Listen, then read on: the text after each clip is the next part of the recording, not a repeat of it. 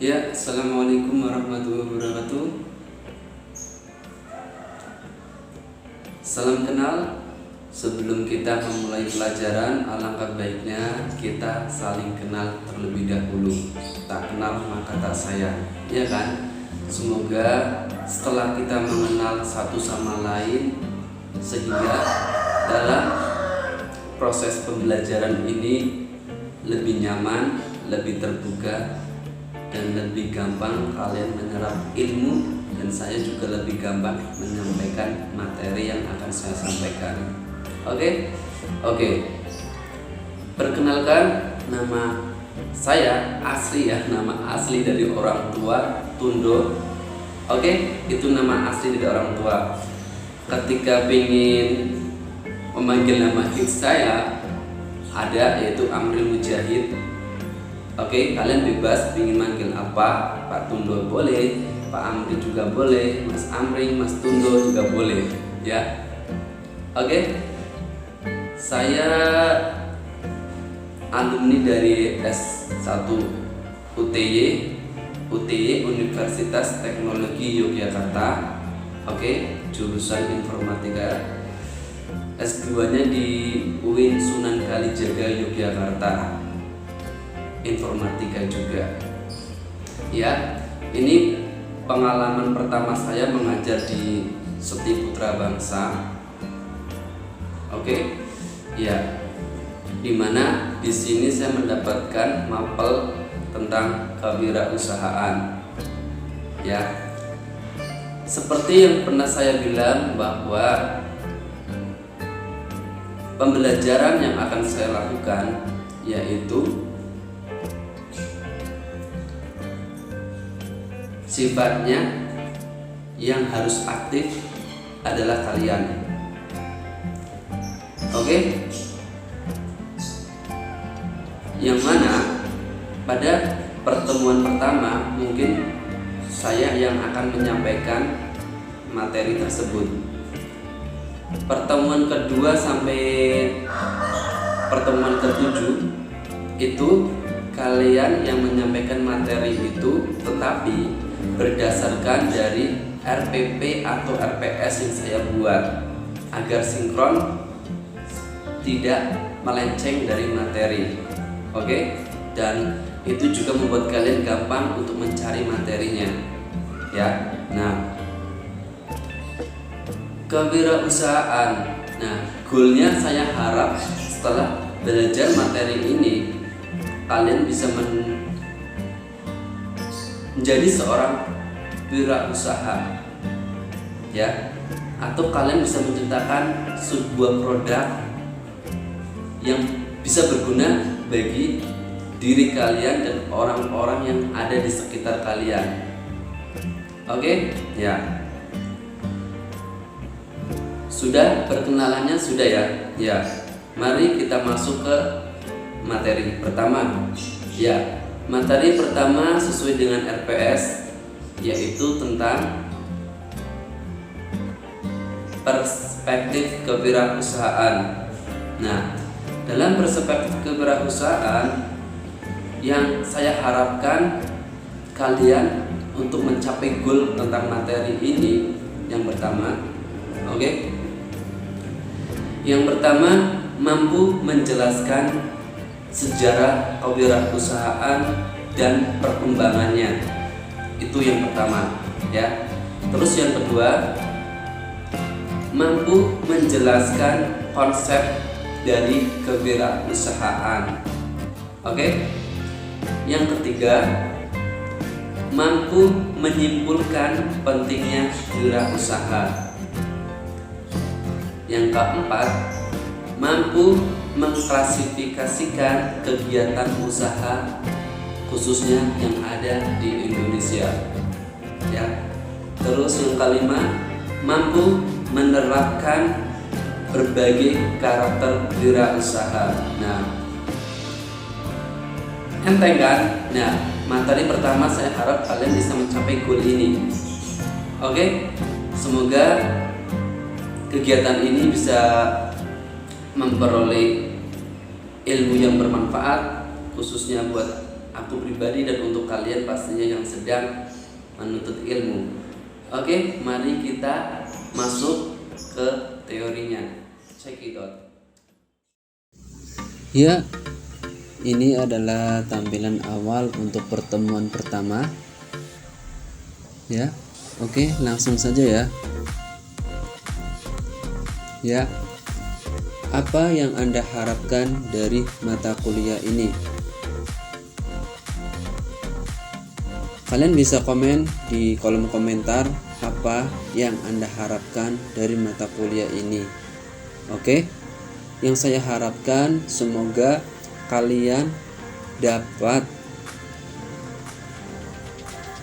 menjadi seorang wirausahawan ketika belajar tentang mata kuliah kewirausahaan ini. Oke, jadi goal aku untuk kalian jadi seorang pengusaha. Oke ya. Terus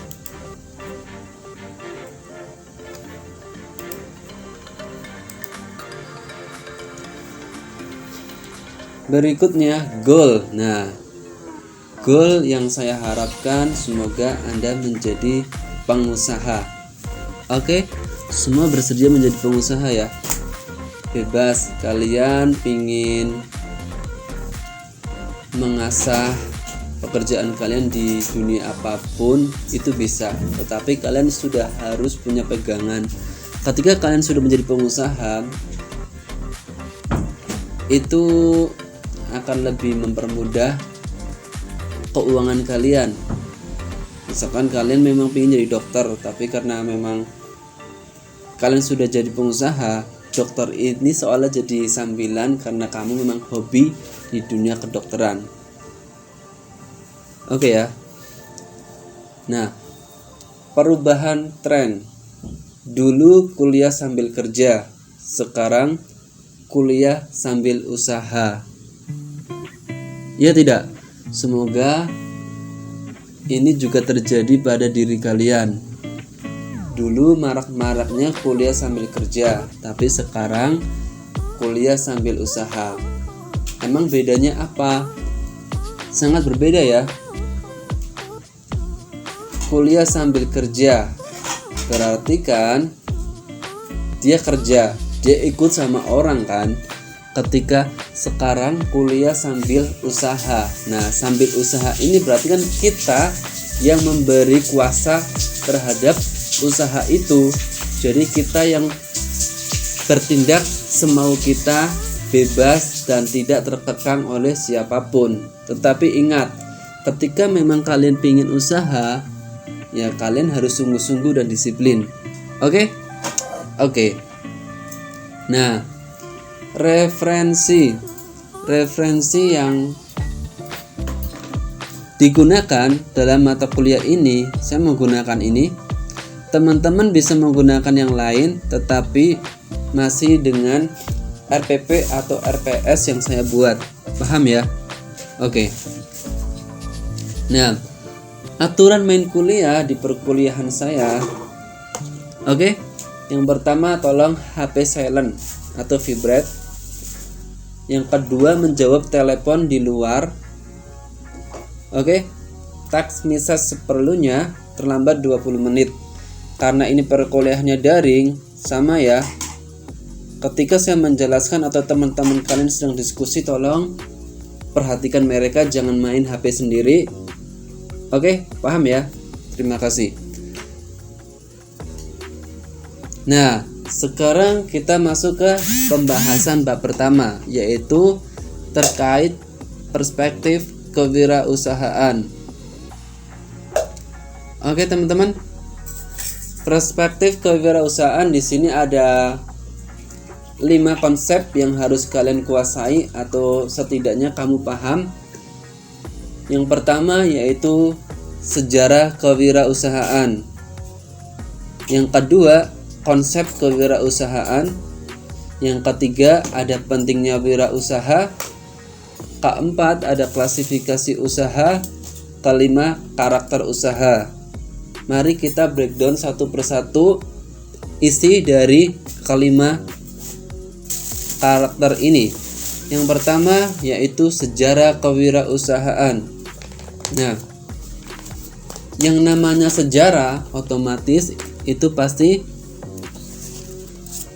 berganti abad atau dalam tahun itu berganti, ya. Kenapa berganti? Harapannya berganti itu pasti untuk prospek lebih baik lagi. Seperti kita dalam dunia pendidikan kita mengenal kurikulum, ya kan. Nah, setiap kurikulum kadang berapa 5 tahun sekali atau berapa tahun sekali itu pasti ada perubahan. Perubahannya untuk bisa memperbaiki dari kurikulum sebelumnya.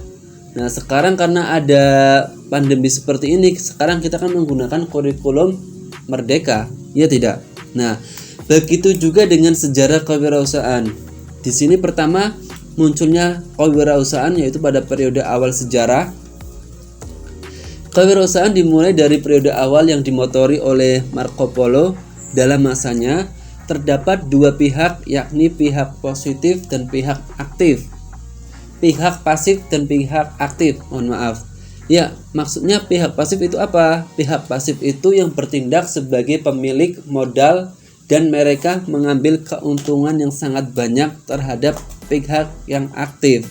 Sedangkan pihak aktif adalah pihak yang menggunakan modal tersebut untuk berdagang, antara lain dengan mengelilingi lautan. Mereka menghadapi banyak resiko baik fisik maupun sosial, akan tetapi keuntungan yang diperoleh sebesar 25%. Ini periode awal sejarah kewirausahaan. Di sini yang kasihan yaitu adalah pihak yang aktif, ya. Dia aktif tetapi memperoleh keuntungan lebih kecil daripada pihak yang pasif. Dan resiko yang dihadapi oleh pihak yang aktif itu sangat luar biasa. Itulah dulu perjuangan mereka yang sangat luar biasa. Oke? Berkat itu muncullah abad pertengahan. Nah, pada abad pertengahan kewirausahaan berkembang di periode pertengahan. Pada masa ini, wirausahawan dilekatkan pada aktor dan seorang yang mengatur proyek besar. Mereka tidak lagi berhadapan dengan resiko, namun mereka menggunakan sumber daya yang diberikan, yang biasanya diberikan oleh pemerintah. Oke, tipe wirausahawan yang menonjol antara lain orang yang bekerja dalam bidang arsitektural. Nah, pada abad pertengahan mulai berubah struktur kewirausahaan yang tadinya ada pihak pasif dan pihak aktif, di mana pihak pasif yang dapat memperoleh banyak keuntungan sementara pihak aktif dia hanya memperoleh keuntungan sebesar 25%. Pada abad pertengahan di sini ada aktor dan seorang yang mengatur proyek besar.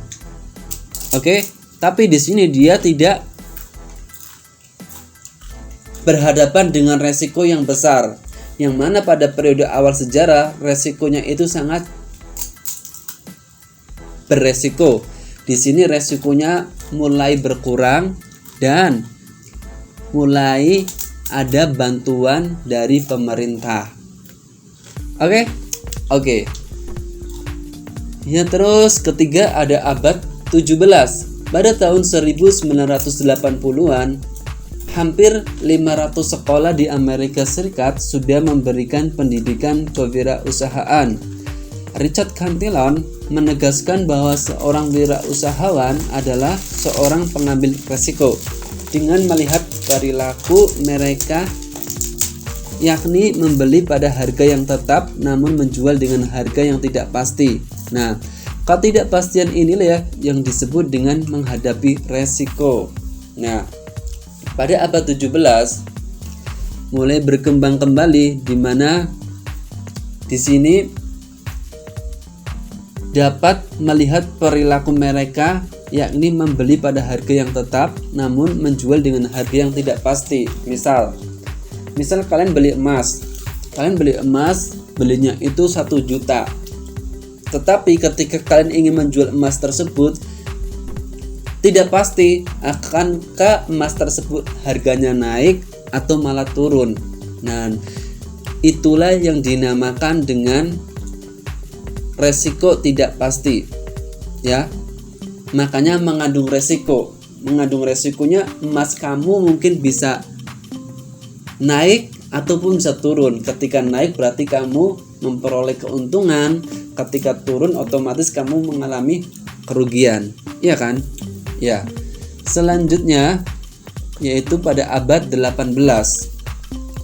Pada abad 18, seorang wirausahawan tidak dilekatkan pada pemilik modal, tetapi dilekatkan pada orang-orang yang membutuhkan modal. Oke? Wirausahawan akan membutuhkan dana untuk memajukan dan mewujudkan inovasinya. Pada masa itu dibedakan antara pemilik modal dan wirausahawan sebagai seorang penemu.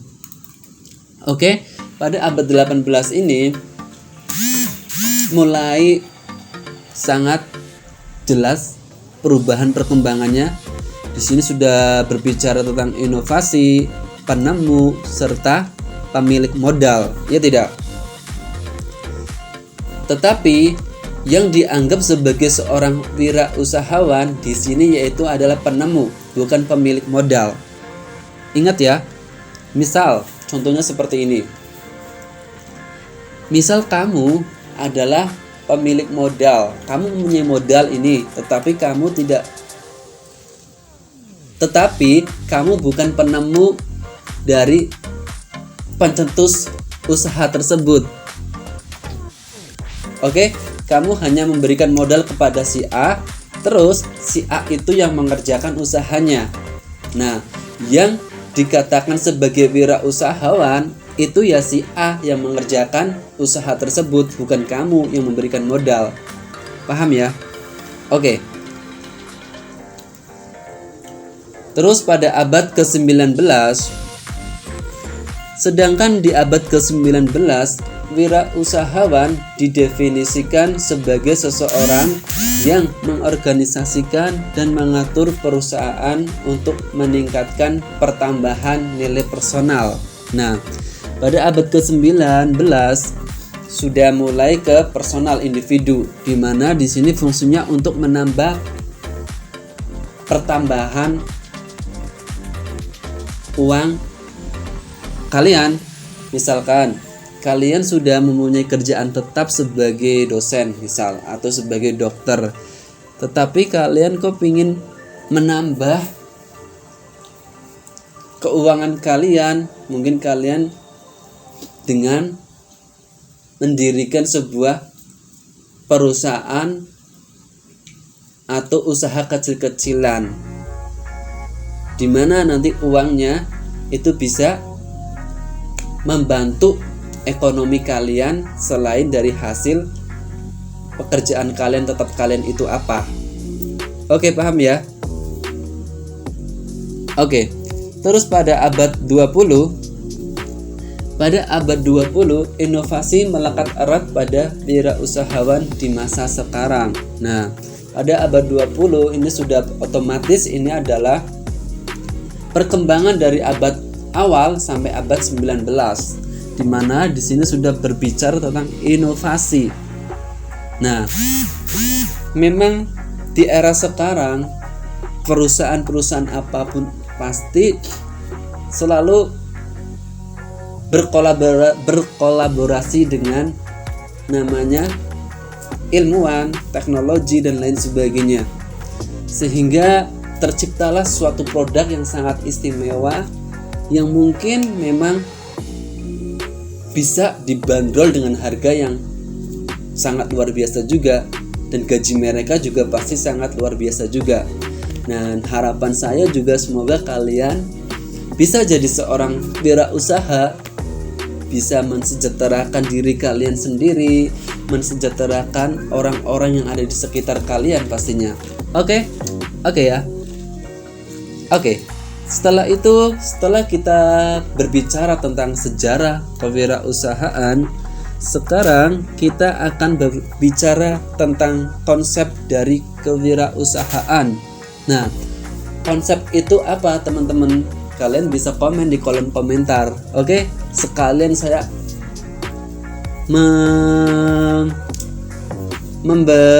sekalian saya melihat siapa yang aktif atau siapa yang masuk pada pertemuan ini. Berarti ketika kalian komentar, otomatis kalian mendengarkan apa yang saya jelaskan. Ketika kalian tidak komentar, nah ketahuan deh kalian tidak masuk atau kalian tidak mendengarkan video ini.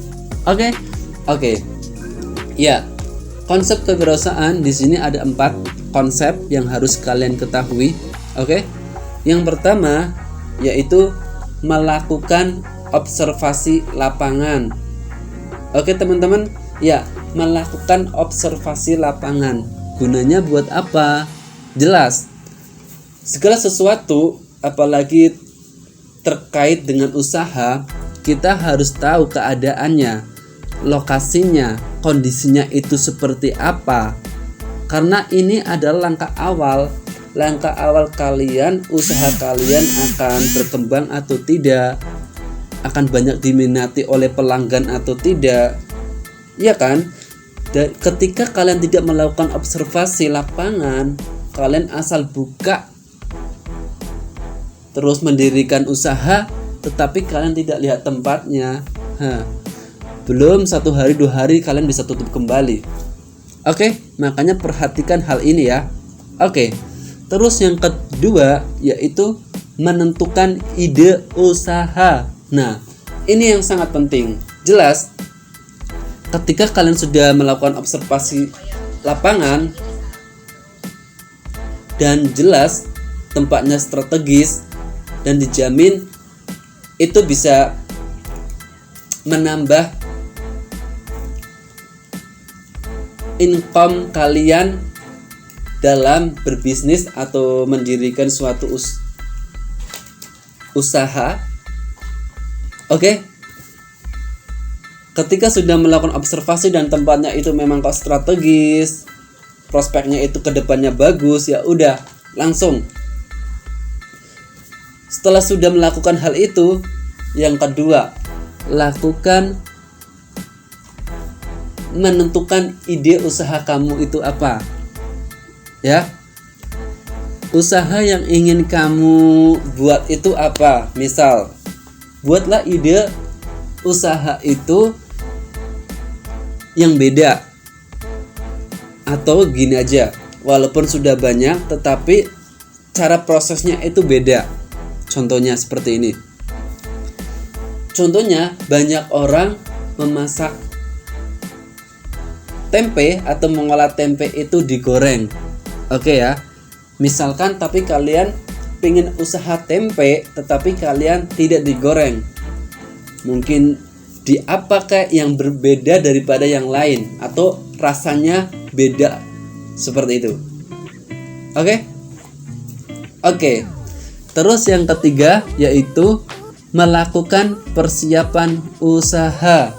Nah, setelah kalian sudah observasi lapangan, sudah membuat ide usahanya apa?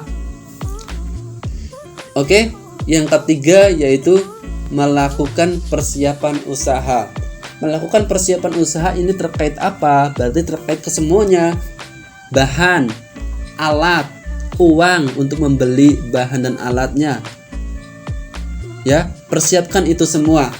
Ketika memang kamu sudah mempersiapkan hal itu, ya sudah, tinggal kalian memulai usahanya. Oke? Ketika kalian sudah menerapkan konsep ini, saya jamin kalian akan menjadi seorang wirausaha yang insya Allah akan sukses. Kuncinya satu, disiplin, tidak mudah menyerah, dan selalu semangat. Oke. Ya. Sini ada pertanyaan, apakah wirausaha itu penting? Nah, coba tolong nanti jawab di kolom komentar ya. Sekalian saya mau melihat siapa yang jawabannya itu argumennya itu ilmiah ataupun masuk akal, kenapa alasannya dan mengapa, dampaknya apa. Misalkan kamu bilang penting, alasannya apa, dampaknya itu akan seperti apa. Oke? Oke. Di sini sudah ada jawabannya sebenarnya. Apakah wirausaha itu penting? Jelas penting. Karena apa? Di sini yang pertama, dengan adanya banyaknya wirausaha akan menciptakan lapangan kerja. Iya kan? Itu masuk akal dan jelas ya. Oke, kalian paham kan? Oke. Terus yang kedua, otomatis akan mengurangi pengangguran. Ya tidak? Ya jelas, ketika misalkan di desa kalian aja deh. Di desa kalian yang lulus kuliah, setelah lulus kuliah semua orang tersebut mendirikan usaha dan usahanya itu dibilang cukup sukses. Ya otomatis ketika cukup sukses pasti kita tidak bisa melakukan hal itu sendiri. Kita butuh partner, ya tidak? Nah, partner tersebutlah yang dinamakan karyawan. Dan itu kan otomatis bisa mengurangi pengangguran. Iya kan? Nah, terus yang ketiga, meningkatkan pendapatan masyarakat. Jelas. Ketika kalian usaha dan ketika kalian punya pekerjaan seperti kerja dosen atau dokter dan lain sebagainya, dibanding hanya bekerja sebagai dosen saja atau dokter saja, tidak ada bisnis usaha, ya pasti gajinya berbeda. Gajinya berbeda antara dosen yang kerjanya hanya dosen sama dosen yang kerjanya nyambi dengan berbisnis. Oke? Paham ya? Paham. Terus yang keempat, mengombinasikan faktor-faktor produksi. Mengombinasikan faktor-faktor produksi maksudnya bagaimana? Ya jelas, seperti kita lihat contoh sekarang saja, banyak kombinasi produksi. Kita lihat aja deh, makanan atau hidangan apapun itu kan kombinasi, ya enggak? Kombinasi dari misalkan kita lihat sayur, ada buah, ada lauk pauk, itu kan kombinasi suatu produksi. Ya, jelas.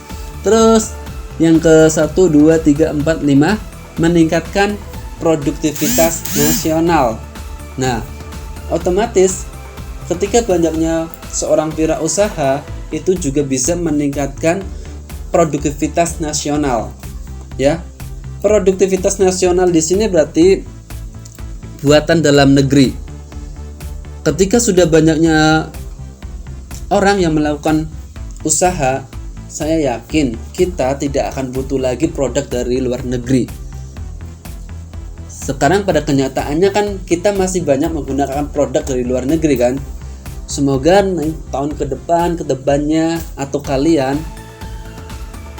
bisa meningkatkan produktivitas nasional sehingga orang Indonesia lebih cinta dengan produk lokal atau produk dalam negeri.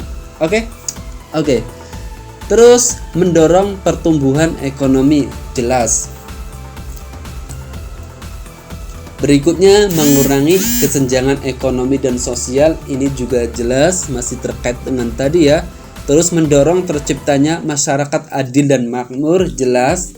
Menggerakkan kegiatan ekonomi ya. Terus mendorong inovasi produk baru ya, jelas. Mendorong produktivitas sumber daya manusia, jelas. Karena kita bersaing, namanya usaha, kita bersaing secara sehat ya. Bersaing secara sehat berarti kita selalu melihat perkembangan zaman, perkembangan tentang dunia bisnis itu seperti apa, sehingga kalian akan mempunyai inovasi-inovasi baru atau kreativitas kalian tentang produk yang ingin kalian hasilkan itu seperti apa. Oke. Dan yang terakhir, otomatis terjalinnya silaturahmi, jelas. Misal, kok kebetulan kamu sekarang sudah jadi bos atau jadi manajer yang menjalankan suatu bisnis. Seketika ada teman kamu yang butuh pekerjaan dan kamu kebetulan ada loker pekerjaan tersebut. Akhirnya teman kamu datang, ya kan? Mungkin kamu sudah lama sekali tidak berjumpa dengan teman kamu. Dengan adanya hal ini, akhirnya kamu berjumpa. Itu kan juga akhirnya menjalinkan silaturahmi juga antara kamu dengan sahabat kamu, mungkin antara kamu dengan tetangga-tetangga kamu, atau antara kamu dengan karyawan-karyawan yang kerja di tempat kalian pastinya. Oke. Nah, sekarang kita belajar tentang klasifikasi usaha. Kalau di dalam Indonesia, klasifikasi usaha ini dinamakan sebagai KBLI. KBLI itu apa? Dia adalah singkatan dari klasifikasi baku lapangan usaha Indonesia, yang mana artinya ialah sebuah klasifikasi rujukan yang digunakan untuk mengklasifikasikan aktivitas atau kegiatan ekonomi Indonesia ke dalam beberapa lapangan usaha atau bidang usaha yang dibedakan berdasarkan jenis kegiatan ekonomi yang menghasilkan produk atau output baik berupa barang maupun jasa. Oke. Berarti ini kalau di sini berarti contohnya pendidikan itu kan Dikti yang mengurus. Nah, tentang klasifikasi usaha yang mengurus ini adalah KBLI. Nah, berdasarkan KBLI kurang lebih ada 9. Yang pertama ada usaha pertanian, yang kedua ada usaha produksi bahan mentah, yang ketiga ada industri atau manufaktur, yang keempat ada usaha konstruksi. Yang kelima ada usaha perdagangan besar, eceran, rumah makan dan akomodasi. Yang keenam ada usaha angkutan, pergudangan dan komunikasi. Terus yang ketujuh ada usaha finansial, asuransi dan real estate. Terus yang ke-8 ada usaha jasa. Terus yang ke-9 ada usaha yang dilakukan oleh pemerintah. Loh, kok contohnya nggak ada, Pak? Mana contohnya? Berikut contohnya. Nah, contoh untuk terjalinnya diskusi, kalian bisa komentar ini contoh dari bidang usaha apa, ya. Nanti saya cek satu persatu. Terus ini contoh dari bidang usaha apa. Berikutnya juga ini contoh dari bidang klasifikasi usaha apa. Ini ya. Semuanya kalian nanti jawab di kolom komentar. Nanti ini juga jadi nilai poin kalian. Nah, seberapa kalian paham tentang klasifikasi usaha? Paham ya? Berikutnya yaitu karakter dari wirausaha. Nah, ini adalah hal awal. Ketika memang kalian benar-benar ingin menjadi seorang pengusaha, kalian harus mempunyai karakter 7 ini. Yang pertama yaitu action oriented. Maksudnya bagaimana? Aksi. Ketika kalian memang ingin jadi seorang wirausaha, kalian banyak melakukan aksi daripada teori atau hanya berkata-kata saja. Semua orang itu bisa berkata-kata. Semua orang bisa bercerita, berkarangan dengan bebas, tetapi ketika memang kalian selalu melakukan action, itu berarti kalian memang mempunyai karakter yang pekerja keras, karakter yang tidak mau mudah menyerah, yang tidak mau terus hidupnya hanya stuck seperti itu. Terus yang kedua, berpikir simpel. Nah, ini biasanya kebanyakan manusia atau kebanyakan orang-orang itu kadang hal yang sifatnya itu sebenarnya itu mudah atau simpel itu dipersulit oleh mereka sendiri. Oke, ketika memang kalian ingin jadi seorang wirausaha, berpikirlah simpel. Berpikir simpel itu yang bagaimana? Begini, misal ada sebuah kasus, kalian baru mendirikan suatu usaha, tetapi kok dalam sebulan 2 bulan kok usaha yang kalian rintis ini kok belum ada hasilnya. Oke, berpikir simpel dulu.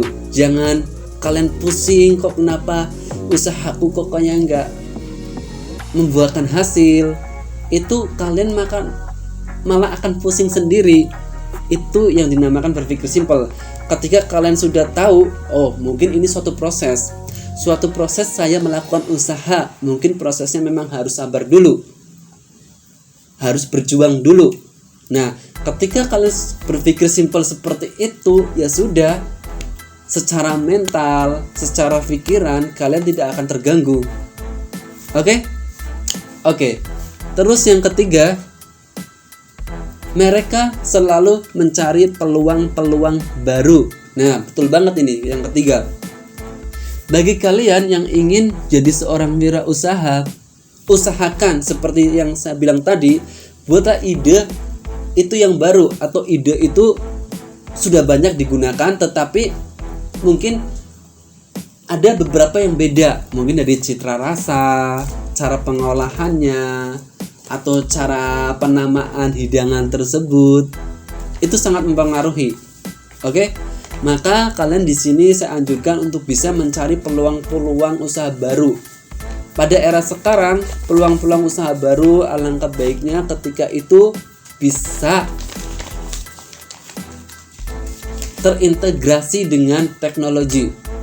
Karena tahun sekarang itu tahunnya menggunakan teknologi. Oke. Terus yang keempat, mengejar peluang dengan disiplin tinggi. Nah, seperti yang saya bilang tadi, intinya disiplin atau tanggung jawab ya. Ketika kalian mempunyai disiplin tinggi atau tanggung jawab yang sangat besar, saya yakin deh kamu akan memperoleh hasil sesuai dengan usaha kamu. Asalkan kamu memang tidak mudah menyerah, selalu berpikir simple, melakukan action. Oke. Terus yang kelima, hanya mengambil peluang yang terbaik. Nah, misalkan kamu kok memiliki banyak peluang. Nah, kalian pahami dulu peluang A itu hasilnya itu akan seperti apa. Kalian lihat contoh-contohnya. Misalkan kalian ingin membuat suatu usaha tempe di kota Kebumen, terus kamu ingin jualannya di alun-alun. Lihat dulu peluangnya. Akankah usaha yang akan kamu jalankan itu akan berkembang atau akan bagaimana? Kita lihat ya. Seperti yang tadi kita jelaskan, konsep dari wirausaha yaitu melakukan observasi. Gunanya untuk itu juga, peluang yang akan dihasilkan itu seperti apa, ya. Jadi kalian akan tahu, oh, peluang yang akan saya menghasilkan banget sepertinya ini. Kenapa? Harus ada alasannya. Karena mungkin kebetulan saya orang Pemalang misalkan. Kok di Kebumen belum ada makanan khas dari Pemalang? Nah, siapa tahu itu bisa memberikan peluang buat kamu yang ingin membangun suatu usaha. Dan peluang tersebut insya Allah akan menghasilkan suatu hasil. Karena kebetulan masih sangat sedikit yang berbisnis terkait kue kamir khas Pemalang. Itu contoh ya. Oke. Terus yang keenam yaitu fokus pada eksekusi. Nah, fokus pada eksekusi maksudnya bagaimana? Maksudnya seperti ini. Ketika memang kalian benar-benar menjalankan suatu bisnis atau usaha, fokuslah pada hal itu saja. Jangan kamu fokusnya dibagi-bagi. Kamu mungkin terlalu fokus belum memberi makanan ke binatang peliharaan kamu. Terus kamu belum ngasih terngiang-ngiang dengan omongan istri atau suami kamu, atau kamu masih terngiang-ngiang dengan masalah dengan persahabatan kamu yang tadi sore atau kemarin-kemarin mulai retak, ya, fokus dulu. Hal-hal yang sepele seperti itu tidak perlu dipikirkan. Fokus pada eksekusi tentang bisnis atau usaha yang ingin kamu kerjakan dulu itu. Oke? Terus yang ketujuh yaitu memfokuskan energi setiap orang pada bisnis yang digeluti. Jelas? Ya jelas. Bagaimana kita tidak fokus pada energi bisnis yang ingin kita geluti? Ketika kalian tidak fokus pada bisnis yang kamu geluti, ya jelas hasilnya akan seperti itu. Bagaimana? Ya akan seperti itu. Ketika kalian tidak fokus pada bisnis yang kamu geluti, akhirnya hasilnya tidak maksimal. Tetapi ketika kalian menggeluti bisnis itu dengan sangat fokus, pasti hasilnya akan maksimal. Coba aja. Oke, apakah ada lagi? Oh, ternyata materinya sudah habis. Tadi kita berbicara tentang sejarah kewirausahaan. Ada konsep dari kewirausahaan. Oke. Terus ada klasifikasi usaha. Ada karakter seorang wirausaha. Ya. Semoga itu semua bisa kalian tanamkan di dalam diri kalian ketika memang kalian benar-benar ingin menjadi seorang wirausaha. Nah, sekarang yaitu pembentukan kelompok. Sebelumnya saya sudah mengatakan di grup WhatsApp ya, tetapi kok belum ada respon. Nah, sekarang di sini saya jelaskan. Ini sebelum UTS dan setelah UTS. Oke? Sebelum UTS buat kelompok yang mana satu kelompok terdiri dari 2 orang. Paham ya? Terdiri dari 2 orang. Terus membuat PPT terkait materi kewirausahaan. Materi pertemuan kedua sampai dengan ke-8. Oke? Paham?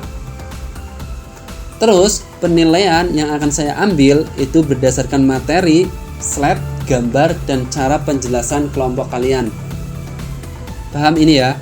Jadi pertemuan kedua sampai pertemuan ke-8 nanti kalian yang akan mempresentasikan. Teknisnya itu terserah kalian. Misalkan kok untuk mengirit kota, kalian bisa upload di YouTube. Mungkin 30 menit kita melihat dulu uploadan kalian di YouTube, terus kita diskusi. Diskusinya bisa di grup WhatsApp saja, tidak apa-apa. Untuk mengirit kota itu tidak masalah. Paham ya? Atau bisa presentasi di Zoom seperti ini juga bisa. Oke? Tapi sebelum kalian presentasi, sebelum hari H, karena kita perkuliahannya kan hari Minggu, berarti hari Sabtu PPT kalian harus terkirim di email pribadi saya. Oke? Di WhatsApp grup saya sudah memberikan email saya ya. Jadi dikirim dulu, baru besoknya kalian persiapan untuk menjelaskan materi yang kalian buat. Paham? Paham ya? Oke. Terus yang setelah UTS kalian akan buat kelompok kembali dan di sini membuat sebuah produk yang mana satu kelompok terdiri dari 4 orang dan dipraktekkan serta dipresentasikan. Oke? Buat laporan kegiatan tersebut dengan menggunakan contoh laporan dari artikel pengabdian masyarakat. Ini bebas ya. Kalian bisa searching contoh laporan pengabdian masyarakat itu seperti apa. Intinya laporan itu kalian harus terdiri dari pendahuluan, metode penelitian, pembahasan dan hasil serta kesimpulan. Itu saja cukup ya, karena memang goalnya ya ini kalian membuat suatu produk dan bisa membuat laporannya juga. Ini nanti insya Allah pertemuan terakhiran, kalau tidak salah 2 hari terakhir kalian presentasi tentang produk kalian. Oke, paham ya? Oke. Apakah masih ada? Oh, masih. Nah, ini kontak pribadi saya. Ketika kalian ingin bertanya-tanya, ada WhatsApp, ada email saya, dan ada Instagram saya. Kalian bisa tanya-tanya di sini. Oke. Jangan lupa tadi tugas dari saya apa? Terkait materi 1 ini kalian harus jawab pertanyaan yang tadi saya suruh ya. Jawab di kolom komentar. Kalian bisa melihat siapa-siapa saja yang ikut dalam perkuliahan ini atau yang mendengarkan video ini. Oke, saya tutup. Terima kasih. Semoga pertemuan pertama ini apa yang kita pelajari bisa bermanfaat untuk saya pribadi dan untuk kalian pastinya. Oke ya, terima kasih. Saya tutup. Assalamualaikum warahmatullahi wabarakatuh.